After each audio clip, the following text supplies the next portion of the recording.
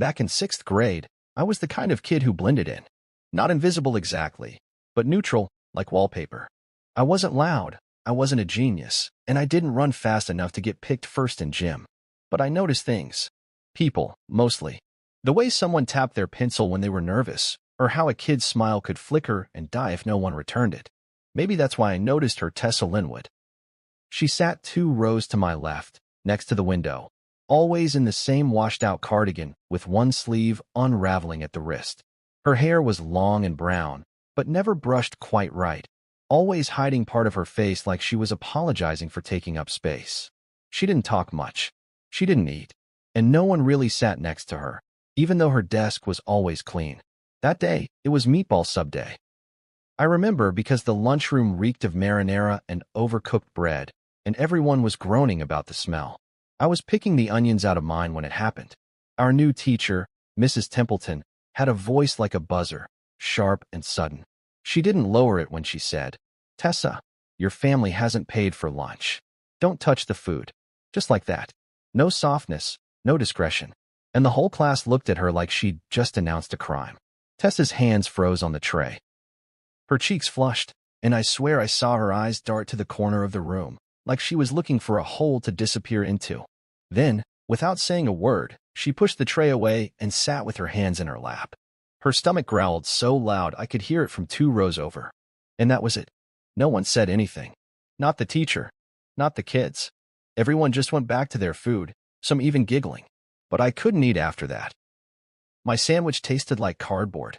My milk was warm, and I kept looking over at her, at the way her shoulders curled inward like she was trying to fold herself into her chair. I waited until the last 10 minutes of lunch. I wrapped up half my sandwich in a napkin while pretending to reach for something in my bag. When the bell rang and the teacher stepped out to monitor the hallway, I stood, walked to her desk, and slipped it under her folded arms. She looked up, startled. Big eyes, like a deer caught in headlights. I panicked for a second. What if she thought I was making fun of her? For me, she whispered, barely audible over the scrape of chairs. "Yeah," I said, awkwardly. "You can have it. I'm not really hungry anyway." She blinked, like she was trying to decide whether to believe me. Then she looked down at the napkin, as if it were made of gold. "Thank you, Callum," she said. Hearing my name from her mouth caught me off guard. I hadn't even realized she knew it. I gave a quick nod and walked back to my seat like it was no big deal, like my heart wasn't pounding or my ears weren't burning from the quiet stares I imagined were following me. We weren't friends. Not yet. But something shifted that day. At recess, I noticed her glance at me once. Not the usual don't see me glance, but something else. Something small. Hope, maybe. Over the next week, she started sitting a little straighter. Sometimes I'd catch her humming to herself, and when lunch came, I'd leave part of my food untouched and slide it into my desk. We developed a system. No words, just a glance, a napkin, a handoff. She always thanked me. Always. One afternoon, I dropped my pencil on purpose so I could crouch near her desk and whisper, "Why don't you ask to eat at home?" She shrugged, barely moving her shoulders. "My mom works. My dad says food at school's free, so I should be fine." "But it's not free," I said, confused. "Not when they forget to fill out the paperwork." She smiled, but it was the kind of smile that didn't quite reach her eyes. "It's okay. I'm used to it." Used to it. That sat heavy in my chest. I told my mom that night. We were standing in the kitchen, me pretending to help with dishes while she scrubbed a pan. I didn't say everything, just that a girl in my class didn't always have lunch and that I'd been sharing mine. My mom paused, turned, and looked at me in a way that made me nervous. Not mad. Just seeing me. The next morning, there were 2 lunchboxes on the counter. One had my name, and the other said "just in case" in marker. No explanation. No questions. That was her way. When I handed Tessa the lunchbox that day, she stared at it like it was a trick. "My mom made it," I said.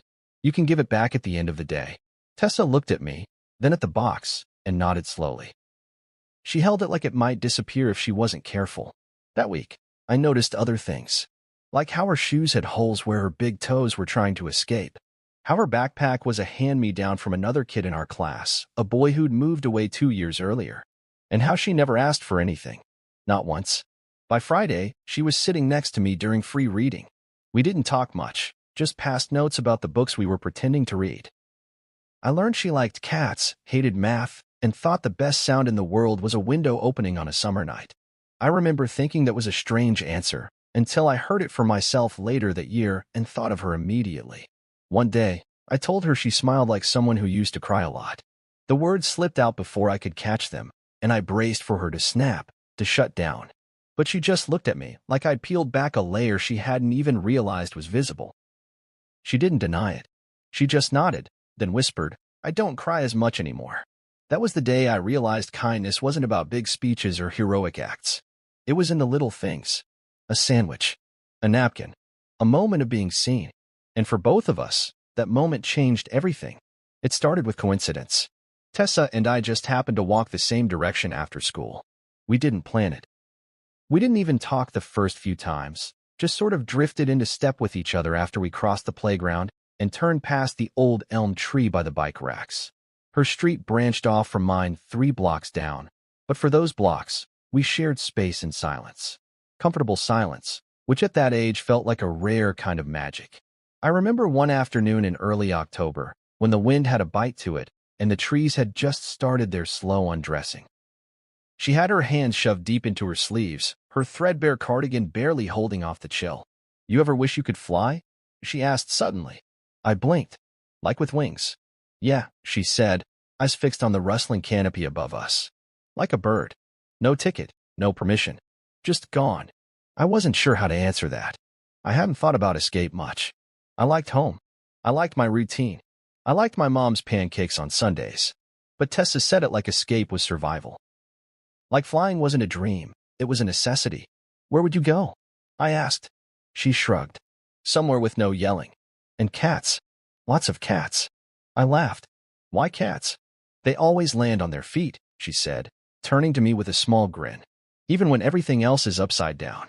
That night, I sat at the kitchen table and told my mom everything. Well, almost everything. I didn't say that Tessa's dad drank, or that he sometimes left her mom crying on the porch. I didn't say she wore the same clothes because her mom worked double shifts at the diner just to keep the lights on. I didn't have to say those things. My mom could read between the lines. She was slicing apples for a pie, her knife rhythm steady and calm. When I finished talking, she just kept slicing. Then she said, "She ever had my chicken noodle soup?" "No," I said. "She's missing out," Mom replied, and went right back to her work. The next morning, there were 2 thermoses and 2 sets of sandwiches. The second lunchbox didn't have Tessa's name on it, just a little sticky note that read, "For your friend. Hope she likes extra cheese." The first time I handed it to her, she froze. "I can't take that," she whispered. "My mom made it," I said. "She'll be mad if you waste it." She narrowed her eyes like she didn't believe me. But her stomach growled at that exact moment, and I saw the battle between pride and hunger play out on her face. Finally, she took it and said, "Tell her I said thanks." The next day, she gave the lunchbox back with the note still inside. She'd written something on the back, "Best grilled cheese I've ever had." Eventually, Tessa started coming over after school. At first, it was for homework. She said her house was too loud, too chaotic. Then it became about Junie. Junie was our cat. This moody, half-sleeping, half-sarcastic tuxedo fluffball who pretended not to like anyone until you stopped trying. But Junie liked Tessa almost immediately. She'd curl up on Tessa's lap while we did math problems or rewatched the same animated movie about a lost robot for the 5th time. Sometimes Tessa would hum to her quiet songs I didn't recognize, like lullabies from a language only she and the cat spoke. One afternoon, Tessa stayed later than usual. My mom was making shepherd's pie, and the smell alone seemed to thaw something in Tessa's shoulders. We ate at the table, and I remember watching her carefully cut each bite, like she was trying not to take too much even when offered everything. After dinner, she helped with dishes, even though my mom told her to sit. She dried plates like she'd been trained to do it, like the act of helping was her way of saying thank you without words. "She's welcome any time," my mom said later that night, after Tessa had left.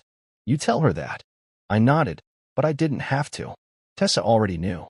She knew from the way Mom asked about her day, from the way Junie hopped into her lap like she belonged, from the second lunchbox that never failed to appear, rain or shine. Slowly, her laughter started showing up more. Not all the time, she was still cautious, still flinched when someone shouted too loudly on TV or dropped a book in class. But in my house, she smiled. Really smiled. And I don't think I understood what safe truly meant until I saw what it looked like on someone else's face. We made a routine of it. Walk home together. Homework. Pet the cat. Eat. Walk her to her turn-off point. Repeat. And every time she left, I noticed how she lingered at the door, like she wasn't quite ready to go back. Like our house existed in a different world than hers. One with soft lighting and extra cookies in the jar. Once, I asked her what she wanted to be when she grew up. We were lying on the carpet, Junie sprawled across both our legs, the remains of popcorn scattered between us. Happy, she said. No, like a job, I pressed. She looked at the ceiling for a long time. I guess someone who helps people feel seen. That's a job. Should be, she muttered. I didn't realize how much those afternoons meant to me until the one time she didn't show up. It was a Thursday. I waited by the elm. 10 minutes passed. No Tessa. I checked my watch, kicked a stone, started walking slowly like she might catch up. But she never did. The next morning, she looked tired. Pale. There was a bruise just under her sleeve, like a shadow trying to hide. Everything okay? I asked. She nodded, but her eyes didn't. I didn't push. I just handed her the lunchbox. Later that day, she tucked a piece of folded paper into my locker. A drawing of Junie curled on a windowsill, sunbeams stretching across her fur. In the corner, she'd written, "Thanks for lending me a place to breathe."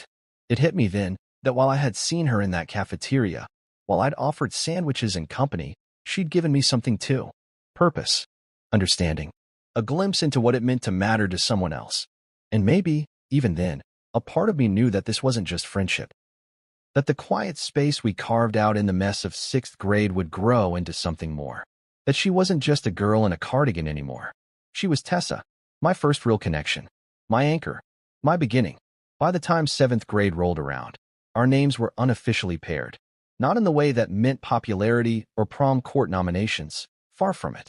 More like a whispered footnote in the hallways, a joke told behind cupped hands. I was the quiet kid, and Tessa. She was something else in their eyes. Poor. Unwashed. Weird. It didn't matter that she was the sharpest mind in English class, or that she could sketch a landscape with 2 pencil strokes and a broken eraser. People only saw what they wanted to mock. Are you dating her, Callum? She your little charity case? The worst part wasn't the words. It was the way they were flung like candy, careless and loud, just to see if we'd flinch. We didn't, not really. Tessa had grown into her armor faster than I had. She didn't bother responding, and when I asked if it ever got to her, she just said, "It used to." Now I just listened to the part of me that doesn't care. But I knew better. I saw the way her fingers tightened around her books when someone laughed too loud behind us. I noticed how she avoided eye contact when walking past the girls who wore matching charm bracelets and lip glosses that smelled like fruit. I noticed everything. Tessa and I had carved out a tiny world for ourselves, one of silence and sarcasm, of shared homework sheets and walks that took twice as long just so we could avoid the busy streets. We'd sit on the swings after school when the playground was mostly empty and talk about things that felt too old for our age. "My dad's moving out next week," she said one afternoon, staring at the rusting chain of her swing. "I think it's permanent this time." "Is that good?" I asked. She shrugged. "Maybe." "It's quieter now." I didn't know what to say to that. So I offered the only thing I could, a piece of my sandwich and a hand extended in silence. She didn't take the sandwich that time, just my hand. I'd started drawing a bit too, copying her style in the margins of my notebooks. She made everything look easy, shading, depth, emotion with a flick of her wrist. I'd drawn a cat once, something cartoonish and crooked, and she'd burst out laughing so hard she nearly fell off the bench. "It looks like a potato with whiskers," she gasped, holding her stomach. I grinned. "It's modern art. I'm keeping it," she said, and tore the page from my notebook. "This goes on the fridge." "You don't have a fridge." "Then I'll borrow yours." She did, too. Next time she came over, she brought tape and slapped it right next to a photo of me as a toddler in a Batman cape. My mom laughed. "You two are a mess," she said, ruffling my hair. Tessa beamed. That was the thing about my mom. She never treated Tessa like a guest. She treated her like she belonged. One day, as we walked home, she stopped suddenly in front of the corner store. "I wish I could bottle this," she said. "What?" "This. Us. This moment. The walk. The smell of cinnamon from that bakery, and the way the light hits your face just before the sun ducks behind the roof." I blinked. That's oddly specific. She smiled softly. It's not odd if it's true. That was the magic of Tessa. She could make something as ordinary as cracked pavement feel like poetry. She talked about clouds like they were alive, how some looked like waves frozen mid-crash, or cotton that had been pulled too thin. Once, she said a sky looked like it was holding its breath. I started to believe her. Not because she was always right, but because her world made room for things most people ignored. We didn't need other people. That's what I told myself. That's how I coped when the jokes got sharper and the whispers louder. They'd wait until Tessa was gone, then close in. You dating that rat girl, Callum? She smell like garbage or just look like it? I didn't punch anyone. I didn't yell. But one day I snapped. It was Darren from math class. He reached over in the hallway, grabbed the back of my hoodie, and said, "You get free sandwiches if you kiss her, or what?" I turned, grabbed his wrist, and twisted just hard enough for him to drop his phone. Say one more thing. His smirk faltered. I saw it, the flicker of doubt, the moment when he realized I wasn't the wallpaper anymore. He backed off. The next day, Tessa didn't mention it, but she knew. "You don't have to defend me," she said. "I know," I replied. "But I will." Later that week, as we sat on the front steps of my house sharing chips, she said something I never forgot. "You ever think maybe we're not outcasts?" she murmured. "Maybe we're just early bloomers. People don't get us now, but one day, we'll build our own world, where no one needs to fit in. Just belong." I looked at her then. Really looked. The girl who flinched at loud noises but never backed down from truth. The girl who wore secondhand sweaters like armor and carried hope in her sketchbook. "You smile like someone who used to cry a lot," I said quietly. She didn't laugh. She didn't pretend not to hear. She just nodded. "Yeah, but not so much anymore." And I think that's when I knew. We weren't just two kids with similar schedules and a shared love for cats. We were something more. Something built from little kindnesses and honest silences. We didn't need labels. We had each other. In a world that pushed us to the edge, we'd found the center. Together. I didn't know it was the last day until it was already over. That's how endings often come. Quietly, dressed like any other afternoon. No warning siren. No blinking light that says, "This is it. Hold on tight." That morning, Tessa looked the same as always. Same worn cardigan. Same carefully folded homework. Same smile when she caught sight of me outside the school gates. But her eyes were softer, maybe. Not sad, not quite. Just far away, like she was already halfway somewhere else. We walked our usual route, past the corner store, past the cracked mural on the side of the laundromat where someone had once painted a galaxy. Tessa pointed to it like she always did. "Still think that star looks like a melted marshmallow," she said. "Maybe it's a supernova," I offered. "A marshmallow that exploded." She smiled, but not with her whole face. I could tell now. Back then, I wasn't always good at naming emotions, but I could feel them, thick in the air between us. Something was off.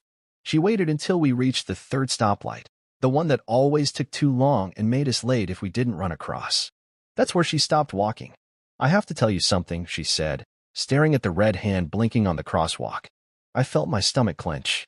Not because I knew what was coming, but because some part of me sensed it wasn't good. She hesitated, then looked at me. "We're moving. Across the country." My mouth went dry. "What? When?" "Tomorrow morning," she said, the words too fast. "My mom got a job in Oregon. Full-time. Better pay. She says we need a fresh start." I nodded too quickly, like that made it okay. That's good. That's great, right? For her. For you." Tessa didn't answer. She just looked at me. I could see her trying to hold everything in. Like she'd rehearsed this moment 100 times and was still failing to keep it together. "I wanted to tell you earlier," she said, "but I didn't know how." We crossed the street when the light changed, but everything felt slow. My legs moved like they didn't belong to me. Words piled up in my throat, but none made it out. We stopped at my house, like always. Junie was curled in the front window, twitching her tail, watching us like she knew this moment mattered.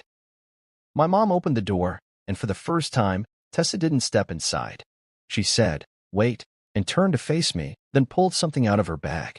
It was a folded piece of paper, warm from being pressed against her side. "I drew it last night," she said, placing it in my palm. "For you." I opened it and nearly choked. It was Junie, perfectly sketched, curled in her usual sunny spot by the kitchen window.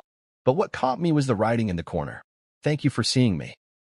I looked up, but she was already hugging my mom, tight and trembling.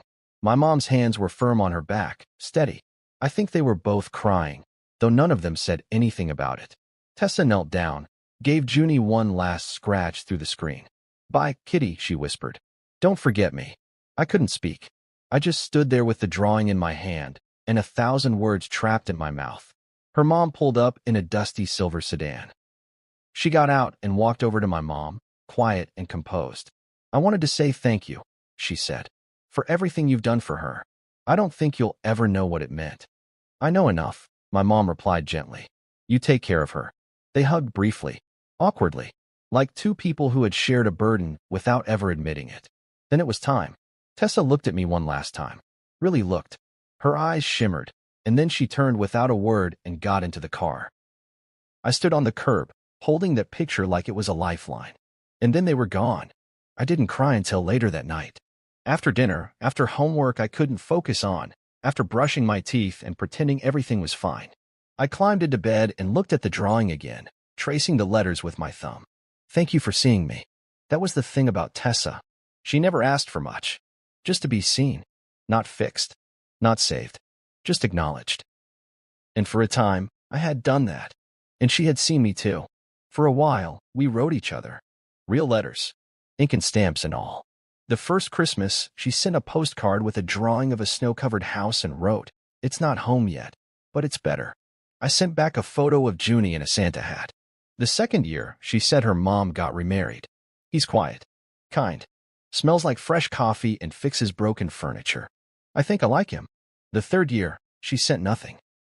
I wrote anyway, but it came back. No forwarding address. Life moved on. I got taller.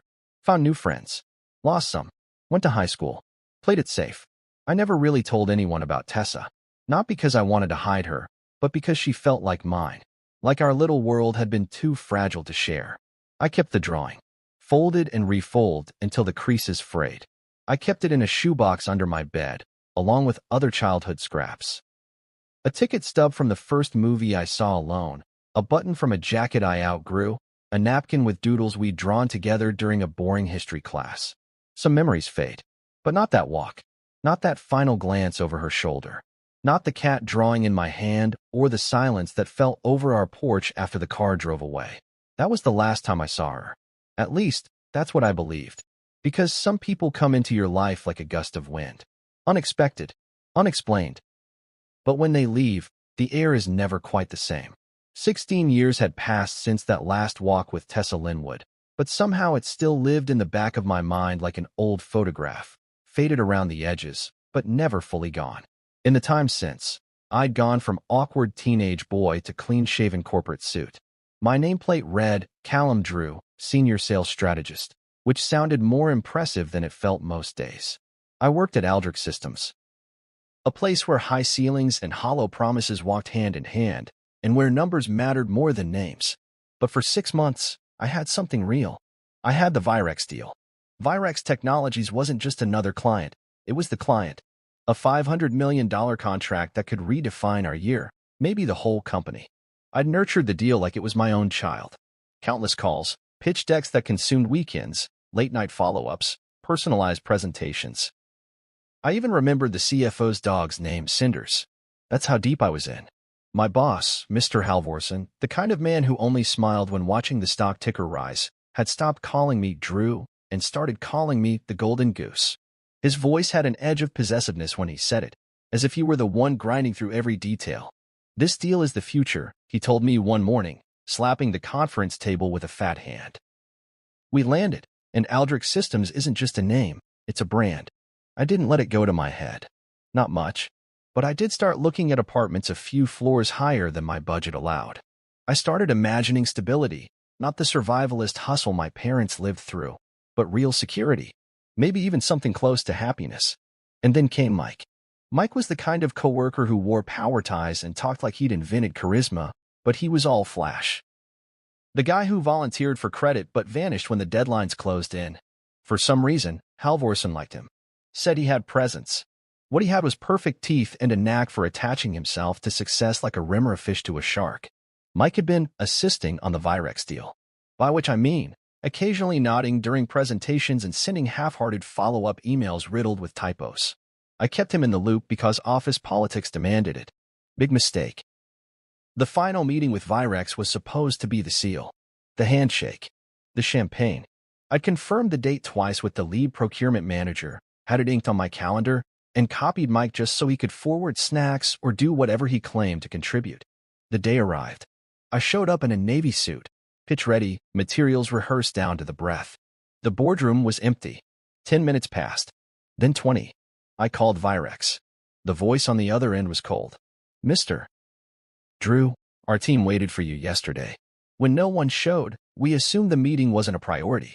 I blinked, heart sinking. Yesterday? Yes. Mike confirmed it with us. Sent a calendar invite for Tuesday. It was Wednesday. I don't remember hanging up. I just stood in the room, the silence screaming. I checked my email. Sure enough, Mike had replied to the Virex team days earlier, changing the meeting date, without telling me. I stormed into Halvorson's office like a man trying to save his own funeral. Sir, I can explain. He held up a hand. I don't want explanations, Drew. I want a new deal. You've got 3 days to replace it. My mouth opened. 3 days? Sir, that's impossible. 3 days, he repeated. Or your office goes to someone hungrier. Mike was in the corner of the room, sipping coffee like he hadn't just torpedoed $500 million of work. He gave me a shrug. A shrug. Outside, the building's windows reflected my stunned expression. It felt like looking at a man who'd just been pushed off a cliff and hadn't hit the bottom yet. All the late nights, the sacrificed weekends, the strained relationships, it meant nothing now. I spent the next 24 hours calling every potential lead we'd flirted with in the past year. Old prospects. Cold calls. Even a company that once filed a cease and desist after an overly enthusiastic intern spammed their inboxes. Rejection after rejection. Most didn't even pick up. And then I remembered Gravestone dynamics. Gravestone was a stubborn beast. Conservative. Arrogant. They didn't respond to showy tactics or overpolished pitches. But they had needs. And I remembered Soren, a junior associate I'd met at a tech expo. He was young, idealistic, the type who shook your hand too many times and asked about your biggest inspiration. We'd shared a beer at the expo bar. Talked about football, college debt, and how most executives didn't give younger staff a real voice. I'd liked him. He reminded me of myself, before the cynicism took root. So I called. To my surprise, he answered. Callum. His voice was cautious but curious. Didn't expect to hear from you. I know this is sudden, I said, but I need 5 minutes. That's all. He didn't say no. That was something. The next morning, I walked into Gravestone's lobby with a binder under my arm and desperation tucked into every breath. The receptionist barely looked at me. Soren met me by the elevators. He looked like he'd grown in the past year, more confident, sharper suit. He nodded. Let's hear it, he said. We walked into the conference room. 3 people were already there, 2 mid-level managers and 1 man who exuded disdain before he even opened his mouth. Gray hair, dark suit, jaw clenched like it cost him money to move it. He didn't introduce himself. I launched into my pitch. Polished, precise, personalized. I even adjusted the cost metrics to match their quarterly benchmarks. I had it memorized. Perfect. And then the man leaned forward. So what is this? Desperation theater? Are we supposed to be flattered? I blinked. Excuse me. Dinner bribes, last-minute meetings? Trying to sell us on some overpriced machinery because you botched a real deal and need to save face? Take your presentation, and I'm not bribing anyone, I cut in, struggling to keep my voice level. I'm showing you value. The room went still. The man stood up. This meeting is over. The elevator dinged behind me. I didn't turn. I just stood there, humiliated, heart-pounding, wondering if this was the moment I lost everything. And then I heard it. A voice behind me. Soft, calm, precise. Maybe you should let him finish. That voice behind me stopped the air mid-breath. It wasn't loud, but it cut clean through the tension like a scalpel. Controlled. Certain. Not a request, an instruction wrapped in velvet. I turned, and time did something strange. Slowed, maybe. The woman standing at the elevator wore a tailored navy pantsuit that looked like it had been built around her. Her heels clicked softly as she stepped in. Her posture belonged to someone who had stood in hundreds of rooms like this and never once felt small. Her hair was tied back, neat and deliberate, not a strand out of place. But it was her eyes that locked me. There was something familiar there, just below the surface, like music you used to know by heart, but hadn't heard in years. She smiled slightly, then looked at the man who'd just tried to eject me from the room. "Dad, you're interrupting." "Dad." I blinked. That didn't compute. He raised an eyebrow. "Excuse me." She didn't flinch. "I asked you to let him finish. I reviewed Aldrich's specs last week. I think they're worth discussing." The man, who I now realized was the man, Arthur Whitmore, co-founder and CEO emeritus of Gravestone Dynamics, folded his arms. "This isn't the time, Tessa." "Tessa." My breath hitched. "No, couldn't be." She turned to me fully now. "Still blanking on who I am, Callum?" The name hit like a stone in water, rippling outward and sending the past crashing back all at once. Threadbare cardigan. Junie curled in her lap. A cat sketch folded into my palm with a message I still hadn't let go of. "Tessa." Her smile widened just a fraction. "New last name. Whitmore. But yeah, it's me." It felt like the world tipped sideways. All the oxygen in the room shifted. My mind struggled to overlay the memory of a 12-year-old girl with a woman who now stood like she could buy the entire building if she wanted. Soren, standing just off to the side, gawked between us. "You two know each other?" Tessa nodded. "We go way back." Arthur Whitmore looked like he'd just bitten into something sour. "You've reviewed this proposal?" "I did," she said. "Twice. I also checked their supplier consistency, warranty clauses, and regional support reach. I believe the investment makes long-term sense, if the terms align." He narrowed his eyes. "And you didn't feel the need to mention this before barging in?" She looked right at him. "You always say to trust my judgment. I'm invoking that trust." He studied her for a long second, then slowly returned to his seat without another word. That was all it took. Not agreement. Not surrender. Just a nod to the fact that his daughter, Tessa, had earned the right to change the temperature in any room she entered. She turned back to me. "Please, keep going." I cleared my throat, heart still racing. "Right. Yes." I picked up where I left off, my voice steadier now, but only because hers was a shield beside me. I walked through the cost-benefit forecasts, integrated logistics, and the post-sale support structure we were offering. No one interrupted this time. Arthur occasionally frowned, but didn't object. The two other managers scribbled notes. Soren glanced at Tessa every 30 seconds like he couldn't believe she was real. When I wrapped up, I set the binder down and exhaled. That's the overview. If there are concerns, I'm happy to address them. For a long moment, silence. Then Arthur turned to Soren. "I want a full breakdown by morning. If the numbers match what she's saying, we'll move forward." Soren nodded quickly. "Yes, sir." Arthur stood, then looked back at me. "You're lucky my daughter likes you." I opened my mouth, but Tessa interrupted. "He didn't get here on luck." Arthur walked out. The two managers followed. Soren gave me a bewildered thumbs up before closing the door behind them. And just like that, the room was empty. Just me and her. We stood in silence for a moment, and then I finally found my voice. You're Tessa Whitmore now." She laughed softly. "Technically, Linwood Whitmore, but that doesn't fit well on business cards." How did you become the Tessa Whitmore?" She gave a small shrug. "Life happened. My mom remarried a good man.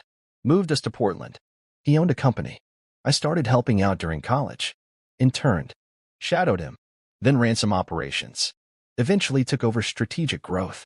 Now I mostly make the decisions while my stepbrother sits in the big chair and takes half the credit. It's a family tradition." I shook my head. "You don't look real." "And you look exactly like you did in 7th grade, she said with a wink.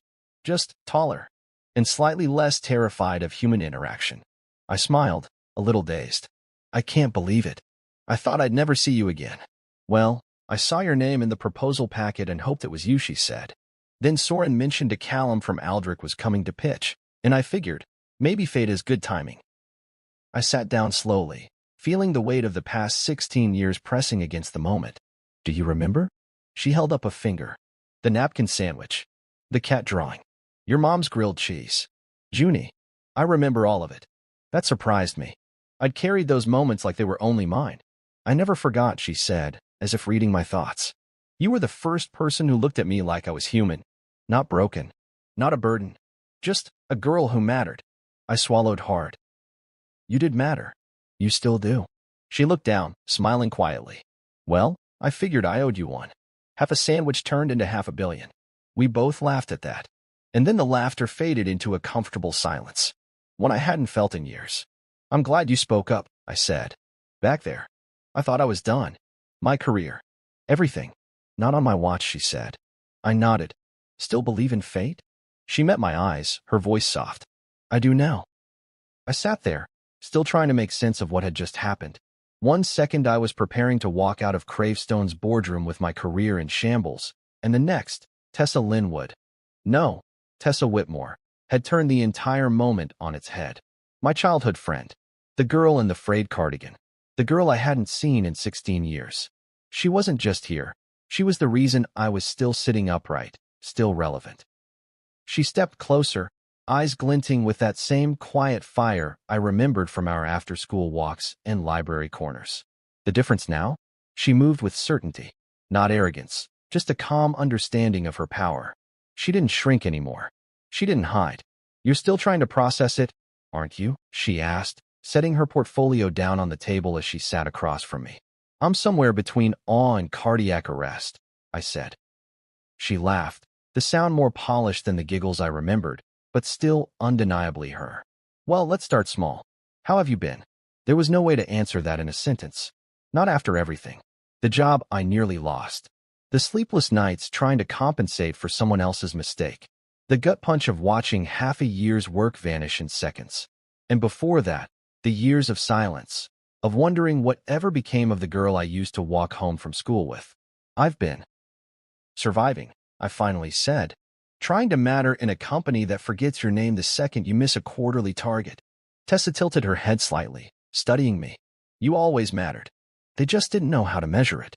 The room felt warmer somehow. Calmer. I glanced around the polished walls, the frosted glass, the neat rows of chairs. So, you're the reason I still have a shot here? I'm part of it, she said.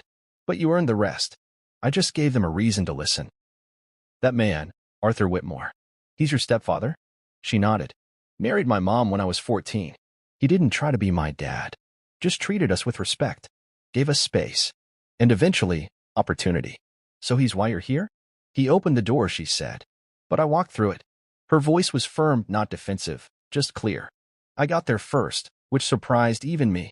Normally, I'd be the one arriving a few minutes late, checking my watch as I rushed in with some half-muttered excuse about traffic or work. But not tonight. Tonight I stood at the edge of a rooftop bar downtown, leaning against a brass railing, watching the city breathe in the dusk. The skyline behind me was threaded with amber light, 1,000 windows glowing like fireflies scattered across stone and glass. Jazz played low through hidden speakers, and someone at the far end was shaking a cocktail like it held all their regrets. I looked around, unsure how to stand, what to do with my hands, how to arrange my face so it didn't show everything I was feeling. Then I saw her. Tessa stepped onto the rooftop like she belonged there. She wore a deep green blouse, high-waisted slacks, and a smile that caught the corner of her mouth before it caught her eyes. She saw me, and for a moment, neither of us moved. The noise of the city below fell away. She crossed the space slowly, every step measured, familiar but changed. You're early, she said. You're late, I replied, even though she wasn't. It just felt good to say something normal. She smiled and slid into the seat across from me, placing her phone on the table face down, like a promise to be present. A server approached, and Tessa ordered wine without needing the menu. Same one from last time, she said to him, then glanced at me. Trust me? I nodded. Always have. He returned with 2 glasses and a bottle chilled in an ice bucket. She poured mine first, casual and smooth, then her own. We clinked glasses, an echo of the past in the middle of a very grown-up evening. To fate, she said. To timing, I added. The first sip was crisp, floral, and far too good for my usual budget. I leaned back, still trying to adjust to the surrealness of it all. Do you do this often? I asked. Save half-drowning salespeople in conference rooms and then whisk them off to rooftop bars? Only the ones who once gave me grilled cheese, she said with a smirk. I laughed, shaking my head. You remember the cheese. I remember everything. Your mom used rye bread. Toasted it just right. You'd always cut it into triangles. Like some kind of culinary ritual. That was her rule, I said. Triangles taste better than rectangles. She was right, Tessa said. And so kind. I used to think about your house when I couldn't sleep. That big kitchen window with the cat in it. The smell of soup. Safety. You know what I mean. I nodded slowly. Yeah, I think I started understanding what safe felt like by watching you finally feel it. She looked at me, her expression softening. You really saw me back then. Not just the broken stuff. Not just the bruises I pretended weren't there. You saw me. I let that sink in, remembering the way she used to flinch when doors closed too hard, how her eyes darted to exits, how she held back laughter like it might cost her something. I saw someone worth knowing, I said, even when you didn't see it yet. She looked away for a moment, swirling her wine, then smiled. And you were the quiet one who watched the world more than he spoke to it. I never told you, but I used to draw you all the time, in the corners of my notebooks. Seriously? She nodded. Mostly your shoes or your hands. I wasn't brave enough to get the face right. Thought if I messed it up, I'd ruin something sacred. That hit harder than it should have. There was something beautiful and heartbreaking about being remembered in that kind of detail. You've always been better with pictures than words. Except now I write a lot of policy, she said, rolling her eyes. Corporate strategy this, quarterly review that. You know how it is. I know exactly how it is, I said. Except I'm usually the guy being told to make numbers sound like miracles. Are they? I shrugged. Sometimes. But lately, it feels like I've been chasing approval more than purpose. She leaned forward, resting her chin on her hand. Still that same Callum. Always quietly asking the hard questions. I smiled. You ever stop missing the simplicity of 6th grade? I miss the parts that mattered, she said. Like riding our bikes down the hill behind your school. Or when we built that shoebox fort for Junie, and she hated it. She scratched the top off in 5 minutes. And then slept in the cardboard scraps like royalty, she added with a laugh. We fell quiet again, the kind of silence you only find between people who've shared the hard stuff. The lights flickered brighter as evening deepened. A couple danced near the bar without music, just swaying under the golden glow like no one else was watching. Why didn't you write back? I asked before I could stop myself. After the 3rd year, your letters stopped. Her face shifted, shadows passing over it. We moved again, she said quietly. New city, new school. Everything changed. My stepdad was generous, but things were strict. Guarded. My mom wanted me to focus. She thought letting go of the past would help me build something new. And did it. Eventually, she said, but not the way she meant. I spent a lot of time pretending I didn't miss you. I nodded, emotion catching in my throat. I kept writing. Even when the letters came back. I kept hoping. Her hand reached across the table, her fingers brushing mine. And now here we are. I looked at her, really looked. The strength, the wisdom, the softness that had survived it all. She was everything I remembered and yet entirely new. And somehow, so was I. Tessa. What happens now? She smiled. Not a strategic one. Not a polite one. A real one. Now? We order dessert. And then we keep talking. Because fate may have done the heavy lifting, but the rest, that's up to us. And in that moment, as the city hummed below us and our glasses clinked again under the string lights, I believed her. Because something that had once been quiet and unfinished was finally speaking again. And I was listening. It didn't take long after that rooftop night for us to start seeing each other again. What began as a reunion quickly folded into something quieter, warmer, more familiar than I expected.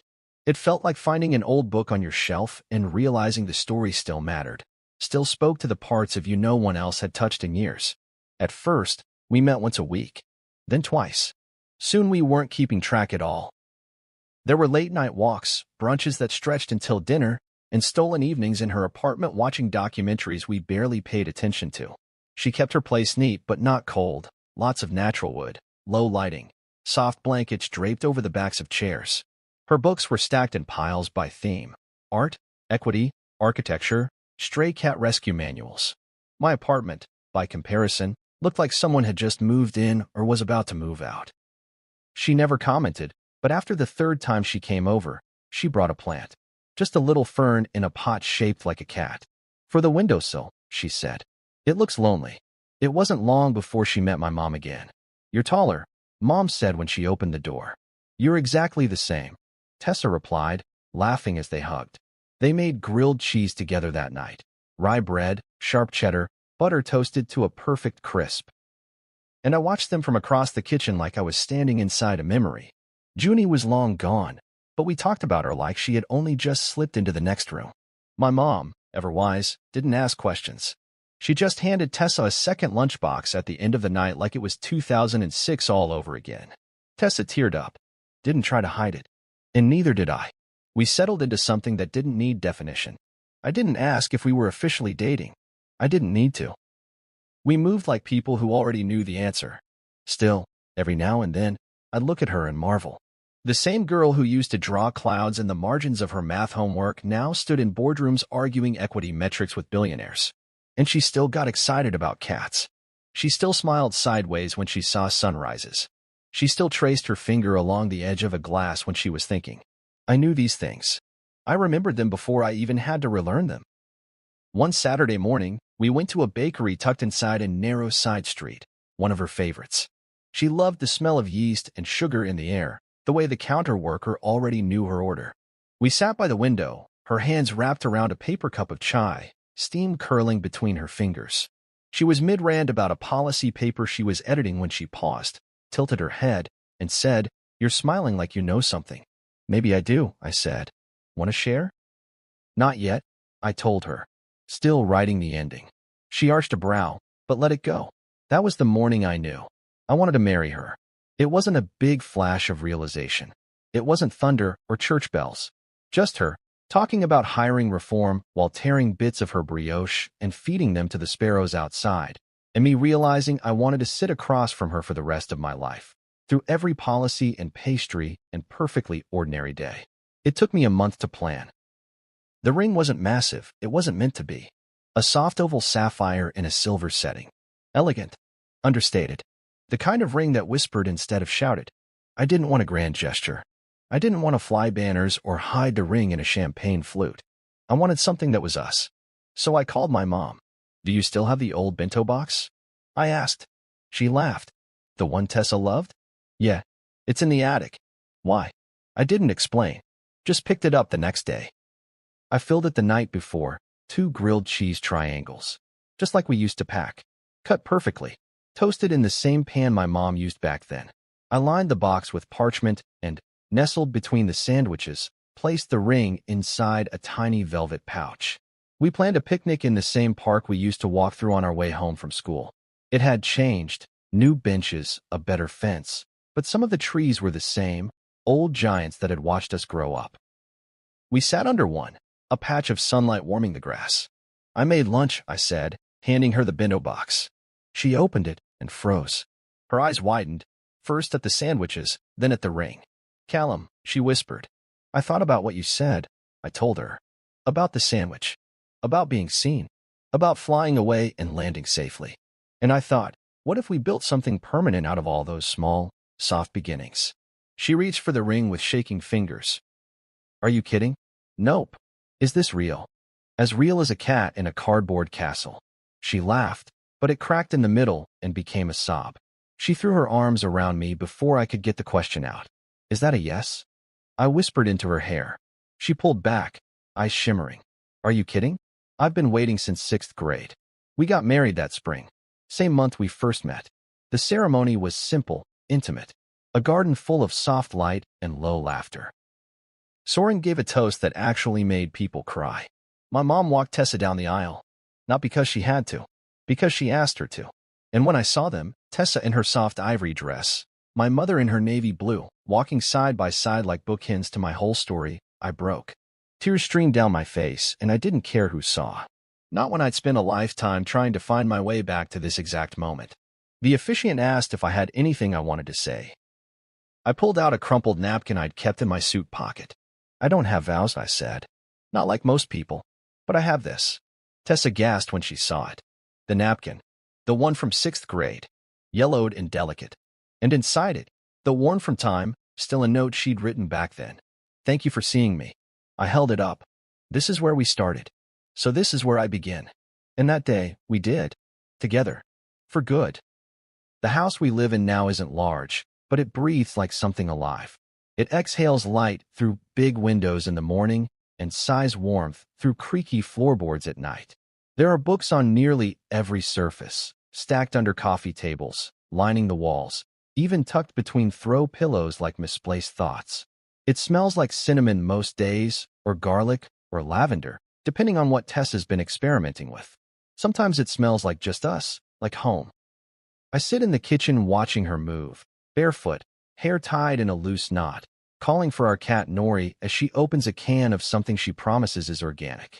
Nori stretches lazily on the windowsill before hopping down and weaving through Tessa's legs like a ribbon of fur and mischief. It's a simple scene, domestic, ordinary, and yet I never get tired of it. Tessa laughs when the cat flicks a paw into the food bowl. "You are the world's most dramatic animal," she mutters, looking over her shoulder at me. "He gets it from you." "Excuse me," I say, grinning. "I've never pawed at a meal in my life." "You have the energy of someone who's about to," she teases. She brings over 2 mugs of tea chamomile for her, something darker and unpronounceable for me that she insists will help my focus. We sit at the kitchen island, our knees brushing. Nori circles below like a furry sous chef. "This was a good day," she says, stirring her tea slowly. "I submitted the final budget proposal, the grant for the equity project cleared, and I found a bakery that sells the exact rye your mom used." "Did you buy 5 loaves?" "6. I had to be sure." We laugh, and I let the sound of it settle into my bones. This life we've built, it doesn't flash like fireworks. It glows. Quietly. Steadily. Like a candle that's always been burning, waiting for us to notice. After everything we went through, the boardroom, the past, the reconnection, it's still the small moments that feel the most profound. The soft pat of her feet on hardwood. The way she hums while brushing her teeth. The sticky notes she leaves in my laptop bag that say things like, "You're brilliant," or "Don't forget lunch." Even now, when I travel for work, she folds a tiny grilled cheese into wax paper and hides it in my bag. I find it halfway through the day and just shake my head, smiling like a fool. And she's never stopped drawing. Our hallway walls are lined with her sketches. Some abstract, some precise. There's one of Nori sleeping in a laundry basket. One of our hands clasped together, sketched from a photo I didn't even know she took. And in the center of it all is the framed drawing she gave me back in 6th grade, the one of Junie. Faded but still intact, with her handwriting in the corner. "Thank you for seeing me. I pass it every day, and every day it reminds me what love is supposed to look like." Sometimes I think about that Virex deal, the one I lost, the one that nearly broke me, and I wonder, if it had gone through, if everything had gone according to plan, would I be here now, sitting across from Tessa, sipping tea in a house full of warmth and shared dreams? Or would I still be chasing the next big account, mistaking achievement for fulfillment? Funny how life works. That $500 million deal collapsed like sand through fingers, and in its ruins, I found the one thing that truly mattered. We talk about the future now in soft, sure tones, not as a distant goal, but as something we're actively shaping. Tessa wants to open a community arts center, something that brings drawing and design to underfunded schools. I want to write, maybe teach, maybe build something that lasts longer than a fiscal quarter. We haven't figured everything out yet. We argue sometimes. About dishes. About sleep schedules. About whether or not Nori is secretly plotting world domination. But underneath it all is this unshakable thread, that we're in this together. That we chose each other. Not out of convenience, not out of nostalgia, but because we saw something in one another all those years ago that no one else saw. And we never stopped seeing it. Sometimes people ask how we met. We usually say, it's a long story. And it is. But it also isn't.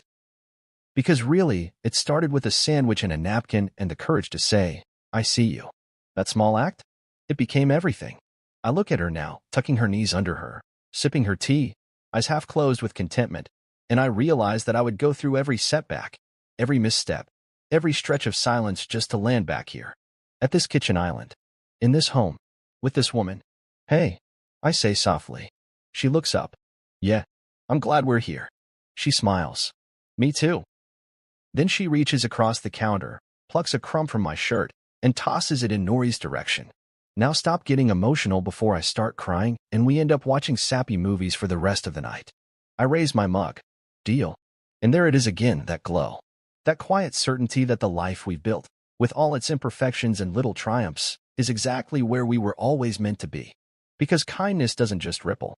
It returns. And when it does, it brings with it all the things you never thought you'd have. Forgiveness, belonging, home, love,